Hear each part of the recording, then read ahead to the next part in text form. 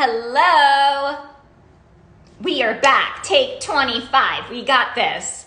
For all of you who have been on this journey with us, we're trying to get hold of Lana. She's being friggin' amazing. Okay, no one be confused. What we're gonna try to do, it could be something to do with Lana's account. So I'm gonna go live with a lovely lady named Sarah, but it will be Lana. Okay, we got this. Okay, so let's look for Sarah.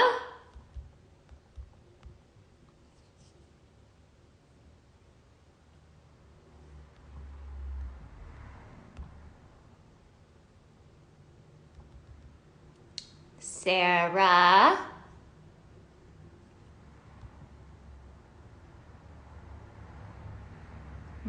Don't see Sarah yet. Hi, everyone. Stay with me now. I'm looking for Sarah. Sarah, if you're here as, or Lana, if you're here as Sarah, let me know.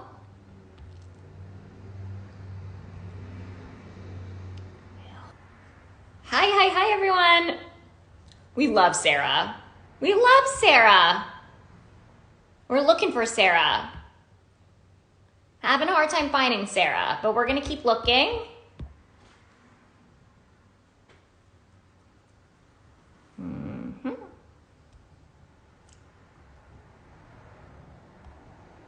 Hello. Y'all are so great and patient. Sarah, we love you, Sarah. Where are you at, Sarah?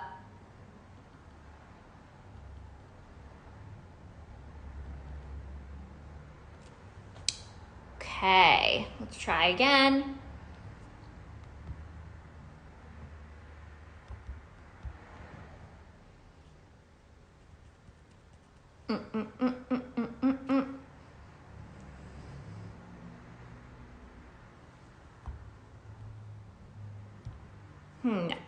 I'm not seeing Sarah.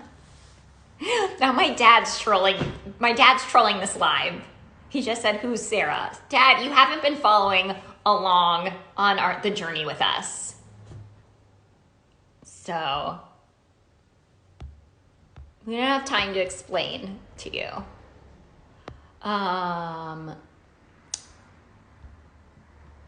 Goodness gracious.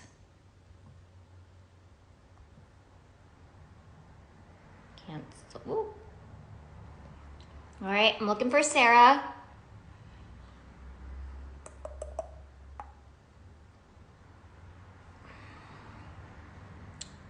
Y'all are being so helpful. Sarah, can you send me a request if you're here? Thank you. She's here. No, I think that's not, I see a Sarah, but I don't think it's the Sarah we need. No, not that we don't love the Sarah that's here.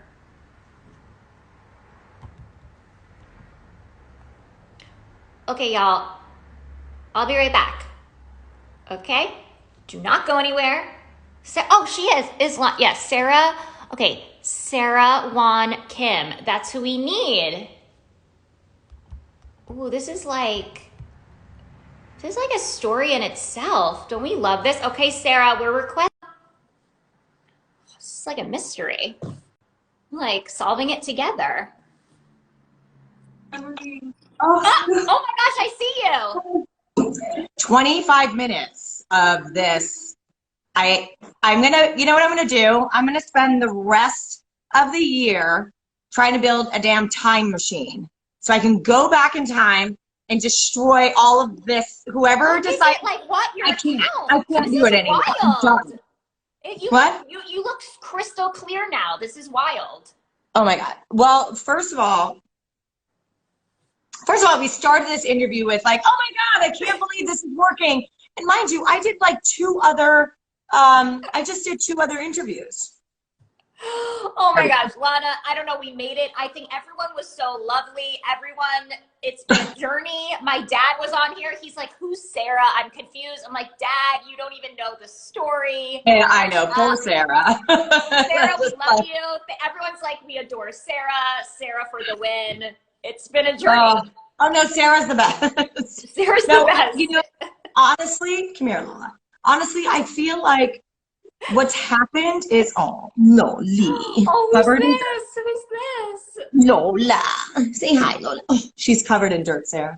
But look. Oh my God. Oh, so precious. Oh my God. There's Oh dirt my everywhere. gosh. I'm just so happy. I'm just so happy it worked out. And it was a journey, but we're here. Okay, let's just dive into it because, you know. That's fine.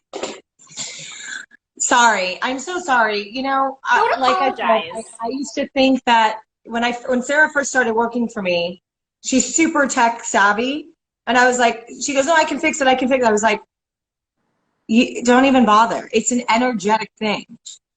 I would buy a new fax machine, plug it in, brand new, and it would like literally blow up. Like, there's something weird with my energy and technology, and it just doesn't work. I believe it because you're in the same spot, you're using the same Wi-Fi, just someone else's phone. Yes. That's wild. Yes. It's maybe we need like an literally you need I don't know. like a I'm tech sorry. exorcist or something. Like we'll sage your phone or something. I don't know. I feel bad though, because I don't hope everybody is joining us. Everyone's like, who's Sarah? Honestly, you have the best fans. They're so friggin' loyal and love you to death. And they've been so lovely. And it's been all positive comments. No one's been upset. Everyone's like, we're here for you, Lana. Like, it's very sweet. Well, luckily they're so used to this. Like, probably making bets like, all right, do you think it's going to work this time? I doubt it. Well, I'm going to say it will. I'm going to say it won't. So for all those who won that bet, go buy yourself a double cheeseburger because I'm just delicious. Anyway, let's talk why women kill. Yes. Yeah. I'm obsessed. I got to watch some episodes. You play the delicious Rita. She's amazing. She's amazing. Can you just quickly describe Rita for us in your own words? Oh my gosh. She's the sardonic wife to this very wealthy, elderly man who has waited, and she's been like waiting a long time for him to die. He's lived a lot longer than he said he was. But she really wants to live her best life. And with him, it doesn't happen. So she's the president of the Garden Club. Which you'll learn more about the Garden Club, and she rules it with an iron fist. Mm-hmm. And she spends most of her time not only perfecting her beauty, but she is having like this crazy torrid affair with a very, very handsome young buck. Mm-hmm. Oh, so yes. Her storyline explores the pleasures of beauty and status and ambition. Oh, I love that. So she's very exciting. It is very exciting. And I think that, gosh, you are so damn talented and at bringing these characters alive on screen that sort of we love to hate and we hate to love. These complex mixture of light and dark. These women that are usually kind of in more masculine roles, right? Yes. Traditionally. And Rita is another amazing example of that. Yes. I mean, this is really a show that's told through the female lens, which is so great. And there's very strong women on this show. And the show in itself really explores what it means to be beautiful and the hidden truths behind the facade that people project into the world and the lengths that someone will go in order to be sort of recognized or accepted by society and what society deems as desirable. And I think that's such an interesting thing to touch upon because we are so influenced by all of social media and like, these sort of public figures or what do we call influencers. Mm-hmm. And everyone's trying to live up to that. And we sort of like, this is what, this is what beauty is. And this is what a good body should look like. And it's like, it really has had for years, decades, has had such an influence on the masses. Yeah. And sometimes it can be a very positive thing. And most of the time it's not. It could really break down people's self-esteem. I'm not pretty enough, I'm not that enough, whatever it is, and really break down their character. And it's, you can see it can turn people into monsters and villains. And it can also turn people into into depression, or send them, off into the dark side, which is, very scary.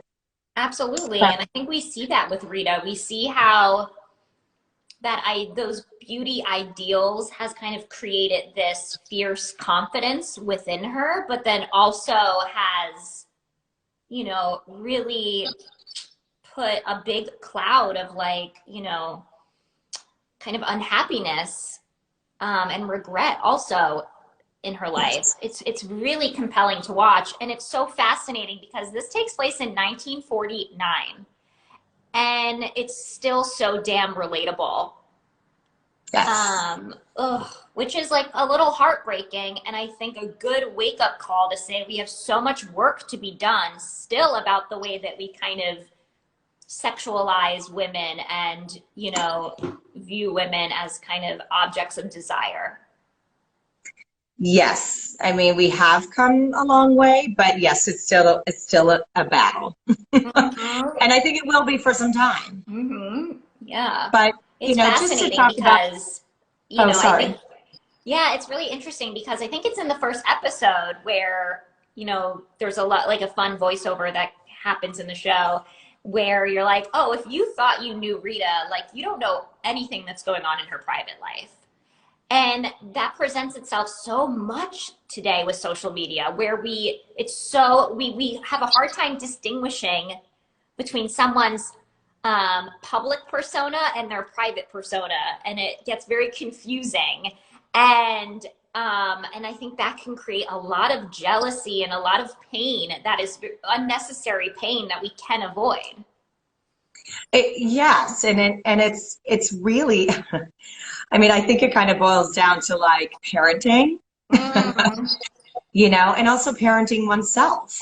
Yeah. And just sort of like kind of managing the emotions that come with, what we're visually seeing every single day, and how we're constantly influenced by what we're seeing. Yeah. And consciously making a choice to like, you know what, I can't put my energy and focus there. My body doesn't necessarily look like that, but if I want my body to look like that, then there are ways to achieve it. And then shifting your sort of lifestyle or day-to-day with diet or exercise can help lend itself to that. There's a lot of people that are like, I love how I am and it's perfect, and whatever, society doesn't deem this as desirable or perfect, but I do.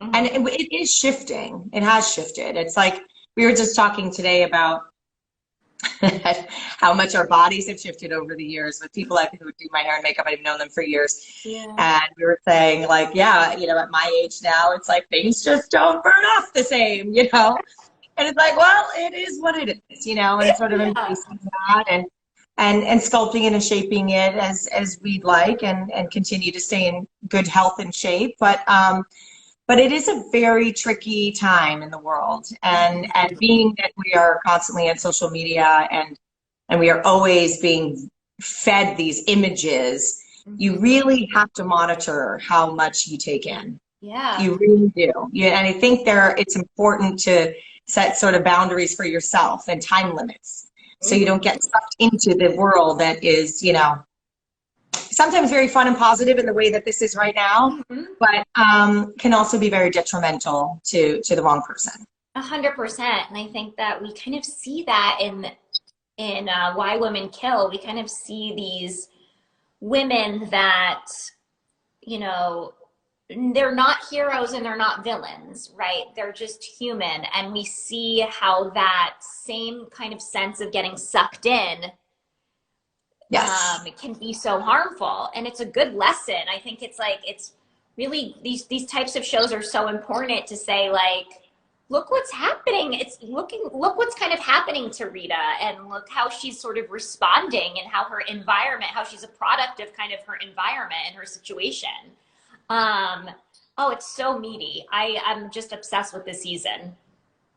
Well, and also what Rita thought at the time in the 40s, I mean, this was before the 50s. So it's like, Yeah. and we all remember what the 50s were like, at least from what we've seen and read in history and how it's been portrayed in film and TV, etc. But women were sort of, they were placed in a box. Yeah. It's like, this is what your job title is as a woman. And job opportunities for women in the 30s were very slim. You were like a seamstress, or you were a seamstress. Like, there weren't like many job opportunities. So I think a lot of women sort of relied on their, aesthetics to kind of get ahead in the world, or to attract a man that can sort of take care of them. So a lot of effort was put into quote unquote self-care, but it was on a very superficial level, and there was a different sort of agenda that came with that. It was, I want to be accepted. I want to be deemed as beautiful. I want to, have some status in the world. And so women really invested in their looks, they wouldn't leave the house without makeup. Like one of my aunts, who's been married over 6 years, she still puts lipstick on, and first thing in the morning, like before her husband wakes up, and there's something really sweet and charming about that too, like wanting to look beautiful for your partner, which is great. I think that also lends itself to like always wanting your partner to look at you. It's like, okay, I got the cream of the crop here, and putting a little effort to look presentable, not just for yourself, but for your loved ones, is not necessarily a bad thing. But this sort of intention then, which was, it was used to sort of get ahead in the world. Yes. Is what's really interesting, and that's what the show is about. I love that. I love that you said that, the intention, and that, yes, it's all about the intention. Yes. Oh, I love that. And I think for Rita, it's a mode of survival. Absolutely. She is actually, in my eyes, deemed as a survivor. Yeah, and that's how I like to look at her.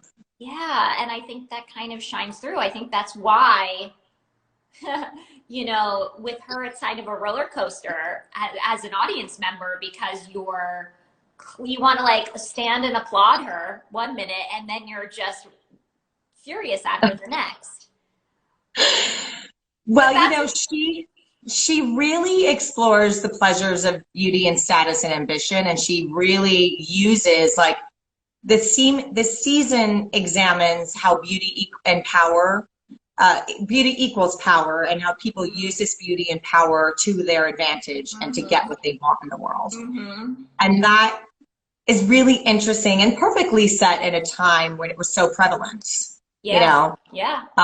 Now I think more your intelligence and sort of your achievements and, your sense of humor and personality is really what people want to capture, and they're more sort of enticed by that. Yeah. But then it was very superficial. It was very surface. Yeah. And you see that. I think it's really interesting to kind of take a step back and kind of see the arc of a woman's survival modes in this world. And how, well, I always say that women are kind of like chameleons. It's like we're very adaptable. And I think you can see that throughout history of sort of the trends, like the beauty trends, kind of seeing how women are using whatever they can as their advantage, because the opportunities weren't given. Correct. Oh, it's fascinating. And like, I mean, on a surface level for a second, your friggin' costumes in this series are fantastic. Yes, to die for. I will say I've been really fortunate. The last 2 big jobs that I've had like the most talented costume designers. And I play, and I'm playing like this, in the way that Regina from Once Upon a Time was deliciously wicked and evil. Mm-hmm. Rita has elements of that, but it's not set in a fairy tale world. So it's, these costumes are more sort of relatable because Mm-hmm. you can wear them today. Mm-hmm. 100% wear any of them today. Mm-hmm. And I love that. Like I have some of Regina's costumes from Once Upon a Time, and I'm like I Like, don't where the do only I wear this? Yeah. on Hollywood Boulevard next to Superman and Wonder Woman, or like or like in my home, and I'm having like a fun costume party. I can't really use those, but Mark Cherry gifted 2 of my costumes. And I was so excited, even though I could probably never wear them. But he gifted me 2 of the most beautiful Rita Castillo costumes that Janie Bryant designed. And I'm so grateful to him. He's just a wonderful, wonderfully generous and talented producer, and just with such a big heart, and cares so much about, the people that work for him and the show, and like these stories and these characters. And anyhow, he knew how much I love these 2 costumes. And I probably can't wear them because they are definitely red carpet costumes. But I could have a fun little tea party. Why not? Why not? Okay, I have to ask, is one of them that gorgeous red number from like the garden party? Yes! Oh, not the garden party. Oh, which no. one? The entrance when you first meet Rita Castillo, and she's wearing the sort of Jessica Rabbit, like Rita Hayworth inspired that's gorgeous dress. What an entrance. Every time I put that on, I was like, oh my God. It was my 3-year-old self just like how fun. came alive. And my 3-year-old self. No, but you're young, you're like kid self. Yeah. So you let me age myself a little bit more, maybe 5. I was like maybe 5 years old. No, but honestly, y'all watching, you are going to lose it when you see Rita's entrance. It is divine. Oh my God. I feel like this lighting is so intense and like blowing me out. I'm not really sure where to go. You look gorgeous. I think it's the Samsung phone that I'm on. Oh gosh. I'm like, I'm not a Samsung person, so I feel like I look a lot better on my Apple phone. Go Apple. No, you look beautiful. All right. I'm going to ask you one quick question before I let you go, because you've been such a freaking trooper, sticking it with me this whole time. Oh, thank you. We love you. We love you. And I love you all for being so patient. Thank you so much. And thank you, Sarah, who has left, and I have her phone. Sarah, we love you. You are our savior. You are our angel, Sarah. What would Rita's motto be? Oh, that's a good one. What would her motto be? I think it would be like, don't judge me. You don't know my past. Ooh. You don't know my life. And I had to do what I had to do to survive. Yes. I love that. Oh, I love that. Oh, that's wonderful. Well, Lana, and you know what? That kind of goes for my motto too. I was going to say, that's just like an amazing motto. It's like, don't judge me. Don't judge me. You don't know me. You don't know me. You don't know my life. You don't know me. But one of my biggest things with people in the world, and it happens so much on social media, I'm yelling at everybody, is that everybody's so damn quick to judge. Yes. Everybody. And it is just gross. Like, honestly, it's heinous. Like, we have no idea where people come from, the life that they've lived, their background, their history, their traumatic wounds, childhood wounds, whatever. And what I see, and I see it a lot in the fandom, so I'm talking about everybody, is I see a lot of bullying.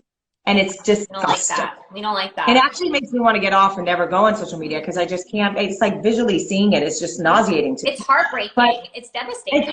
And everyone's just so quick to go poof, poof, poof and punch you in the face. And it's just like, when I was I don't mind saying this, but when I was going through my separation and divorce, I was going through a lot. Yeah. It was very, very hard for me. I was super heartbroken. And like, I wouldn't want anyone to judge me during that time period, when I wasn't my charismatic self or like my bubbly self or my smiling self. like, oh, what's wrong with her? You know, it's like, well, God, if you only knew, you know? And I think we often judge so quickly. And, you know, that kind of brings me back to what this season is about, because you can certainly expect murder and mystery. That is for sure going to happen. But what's fun about this season is that the victims and the perpetrators might not be who you expect. Oh, yeah. So, like I said, don't be so quick to judge. I think that what a beautiful motto. What an important lesson. Lead with kindness, lead with love, or just like, it's like if you don't have anything nice to say, don't say anything at all. I agree. I agree. I mean, it's not that hard, people. Anyways, well, this was so lovely. Lana, I adore you. I'm so happy that we got to speak again. I know, likewise. I'm so sorry that I don't even know how I can post this. No, but I'd like to.